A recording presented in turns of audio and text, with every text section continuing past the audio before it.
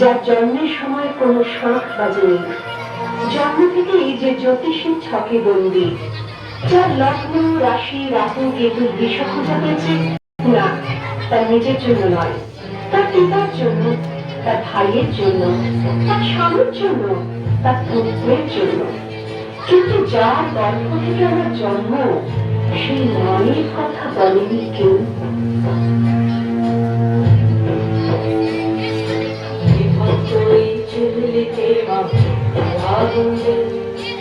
আর একটু কালে বেঁচেই থাকি বাঁচার আনন্দে, বিভক্ত এই চুল্লিতে মাকে আনন্দে।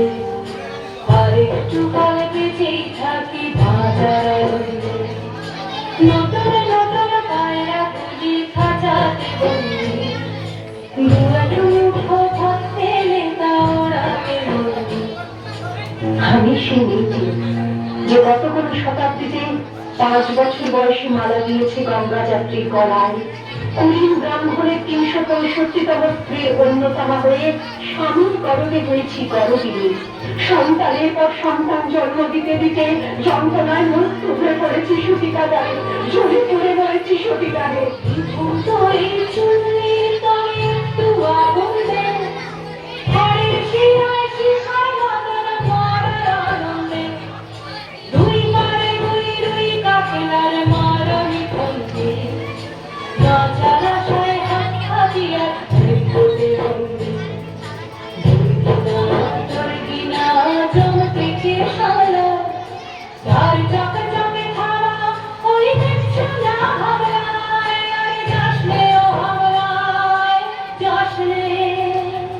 আমি সেই মেয়ে, আসামের চা বাগানের ঝুপড়ি গ্রামীণ বস্তি থেকে, যাকে আপনি নিয়ে যেতে চান সাহেবী বাংলোর মধ্যরাতে, ফায়ারপ্লেসের ঝলসে ওঠা আলোয় মলিন চোখে দেখতে চান যার অনাবৃত শরীর।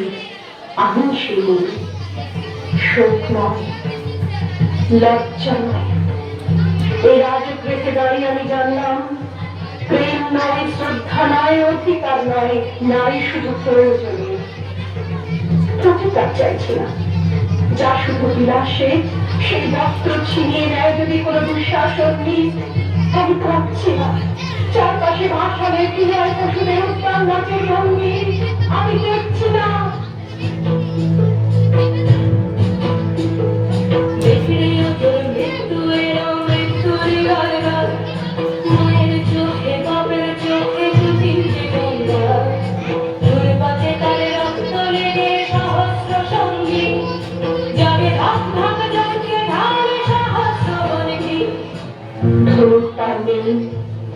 আমি ফিরিয়ে আনছি আমার জন্মের স্মৃতি, যজ্ঞের আগুন।